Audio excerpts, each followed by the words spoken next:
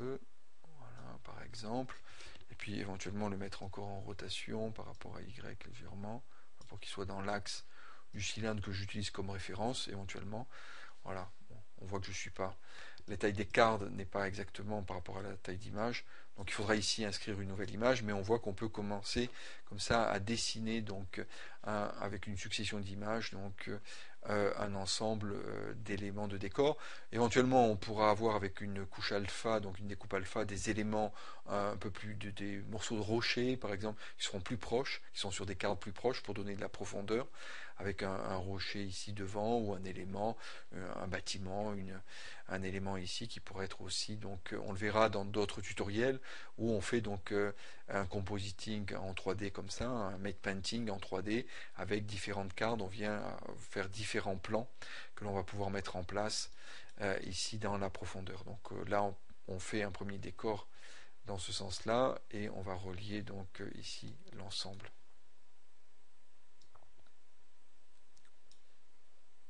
Donc le card 4 ici, je viendrai mettre la nouvelle image ensuite.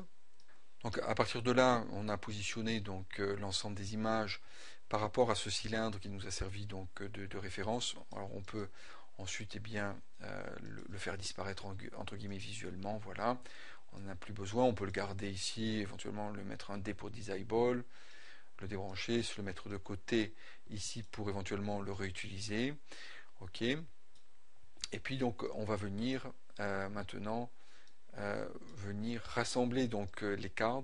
Donc je mets mon cylindre un peu de côté ici pour venir me recentrer sur mes cards. Cards ici les 3 que j'utilise. Trouver donc une image pour ce card là. Ok, on va venir chercher donc le 3.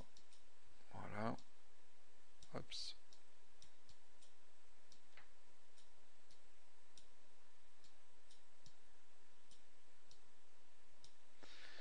Qui va me faire la suite ici du décor que je réajusterai et donc je vais légèrement zoomer ici pour avoir un peu plus de détails. Donc je laisse de côté mon cylindre ici où on a vu qu'il servait de référence.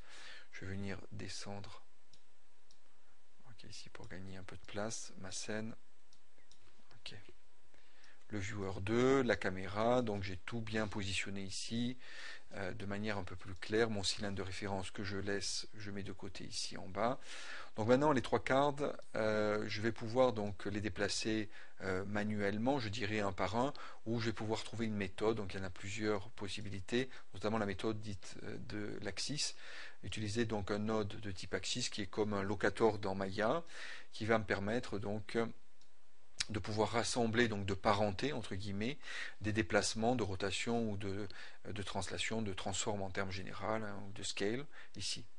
Donc pour ça, eh bien, sur les cards, j'ai besoin d'accrocher donc un élément de modify, un transform geo.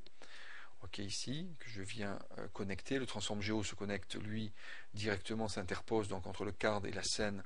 Donc je ne perds pas, bien sûr, la visualisation de mon card. Je fais la même chose pour donc le card suivant, ici, modify, transform geo.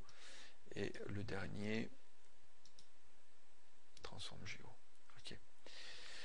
Donc ces transforms géo, à l'occasion, peuvent servir d'éléments intermédiaires pour faire de la transformation. On verra qu'ils ont une entrée aussi de look ici, mais on retrouve donc la possibilité notamment de faire du déplacement, translate, rotate, scale ici. Bon. Une des possibilités aussi, c'est qu'ils ont une entrée de type axis ici, qui va permettre de connecter donc le node axis que l'on vient de créer. Donc le node axis, lui, c'est un node purement de type locator, ça veut dire un point dans l'espace, en translate, rotate et scale, uniform scale, squeeze, donc ici est le point de pivot. Juste ce qu'il nous faut donc en 3D pour venir déplacer un ensemble de formes en parentant donc à axis donc l'ensemble des 3 cartes. Donc pour ça, je prends axis, ok, je tire sur les 3 nodes axis et je relâche dans axis. Ce qui fait que maintenant, j'ai ces connexions. Je n'ai pas besoin de connecter axis à la scène.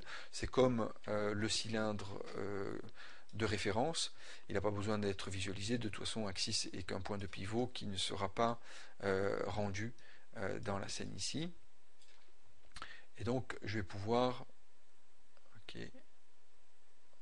ici, venir caler donc ma scène et éventuellement donc lui amener une modification, un déplacement, une rotation. Ce qui ne m'empêchera pas d'avoir toujours la main donc sur les cartes ici pour donc venir, par exemple ici, déplacer. Alors soit je le ferai avec le transform, voilà, pour être un peu mieux raccord. Ici sur la suite donc de la montagne. Et donc l'axis ici qui par défaut est au centre, donc je le laisse au centre, mais je ne suis pas obligé de le laisser systématiquement au centre, mais ici je le laisse au centre parce que je vais faire tourner mon décor par rapport au centre. Éventuellement je pourrais le déplacer si je ne veux pas le faire tourner tout à fait par rapport au centre, si je veux reculer mon décor aussi. Donc je viendrai déplacer donc ici mon axis, ce qui va reculer le décor par exemple. Et l'ensemble du décor. Donc maintenant je le montre, hop, voilà. Et donc ça c'est assez intéressant parce que ça permet de reculer l'ensemble qui est calé, donc j'ai pas besoin de m'embêter à venir recaler un par un donc les éléments. Et puis aussi par rapport donc au champ de vision de la caméra jusqu'où elle va, par exemple jusqu'ici. Si je veux gagner un peu, donc alors de l'autre côté j'ai pas beaucoup de latitude, si un peu. Donc je vais pouvoir faire pivoter donc mon axis ici, donc soit de manière interactive en appuyant ici sur CTRL ou directement ici dans les valeurs de rotate Y. Donc on va pouvoir mettre ici en rotation donc l'axis. Alors ici donc de manière interactive on met 10 degrés par exemple sur l'axe Y pour la rotation. Alors hop, c'était moins 10 degrés bien sûr. Voilà, et on fait tourner donc à ce moment-là notre point de vue, enfin pas le point de vue puisque la caméra elle ne bouge pas, mais le décor par rapport donc l'ensemble du décor, les cadres restant eux calés les uns par rapport aux autres. Une fois qu'on l'a fait, bien sûr on n'a pas envie que ça bouge, et donc on va pouvoir ici peut-être gagner un peu plus, moins 15 degrés, voilà, et puis venir ensuite avancer la caméra pour voilà avoir donc ici le décor pour voir jusqu'où on peut aller avant donc l'apparition de la limite de la troisième carte, et ainsi de suite. On va mettre en place donc les différentes cartes ici. Donc Axis est assez pratique pour rassembler donc l'ensemble. Encore une fois que l'on a mis en place grâce à donc un canevas de cylindres qui peut nous servir donc à disposer les différents cartes. On peut le faire sans ça bien sûr, mais ça nous fait une base donc de positionnement.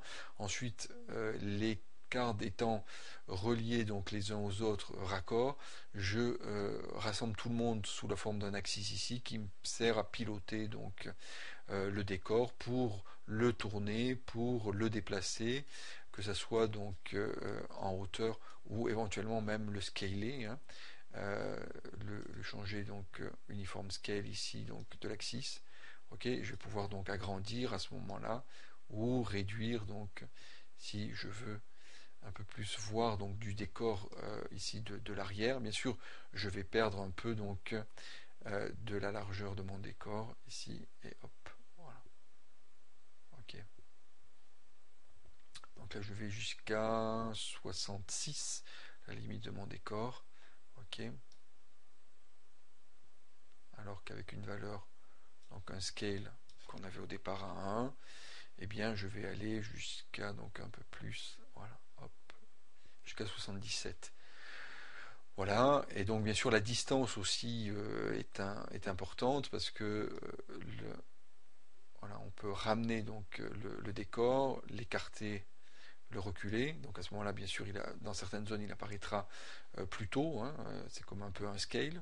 Et on reculera le décor pour montrer qu'il est un peu plus éloigné par rapport au mouvement de la caméra. Donc voilà le dispositif mis en place ici pour venir donc truquer une scène d'image de synthèse donc du camion ici que l'on a mis en place avec donc l'image. Alors la dernière image du camion que j'ai utilisée au début. Ok.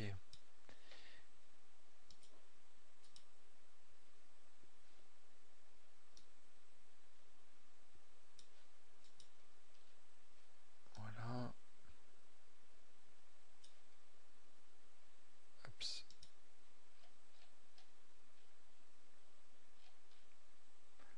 Nux scène 3D. Image. En mode séquence. Master layer. Et voilà. Ok. Donc voilà la séquence ici, la dernière, qui est un peu plus raccord au niveau des tons. Et on pourra bien sûr venir corriger tout ça. Celle que j'ai utilisée au départ. Voilà. Ok.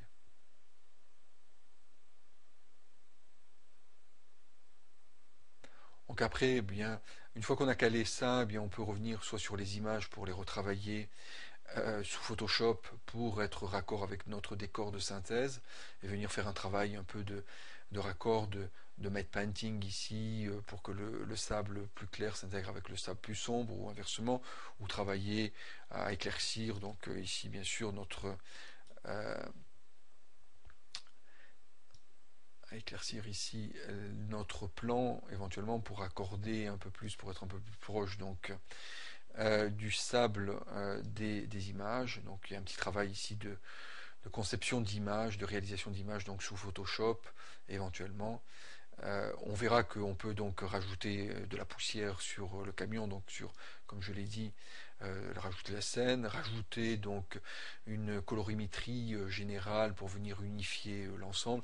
Donc ensuite on a, après cette mise en œuvre de cette composition 3D, on a la possibilité bien sûr de travailler donc en termes d'étalonnage de l'ensemble, en termes de luminosité et de colorimétrie aussi, pour qu'on ait quelque chose de cohérent et d'uniforme visuellement.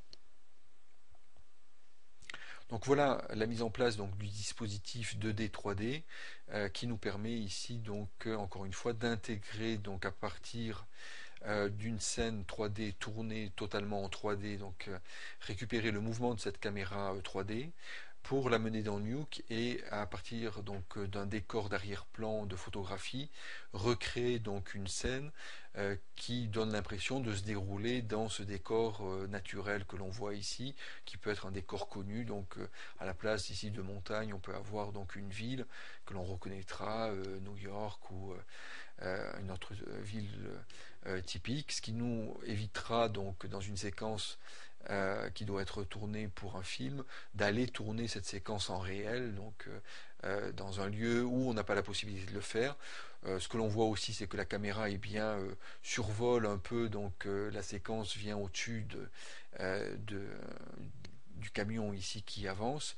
Donc c'est une caméra volante, on va dire, donc, mais en image de synthèse, c'est facile d'en faire. Dans la réalité, eh bien, c'est beaucoup plus dur, pas forcément, mais coûteux, ça c'est sûr, puisqu'il faut un hélicoptère ou une grue pour venir réaliser ce genre de séquence, et un hélicoptère bien sûr pour suivre donc le camion qui avance ici et filmer donc en hauteur.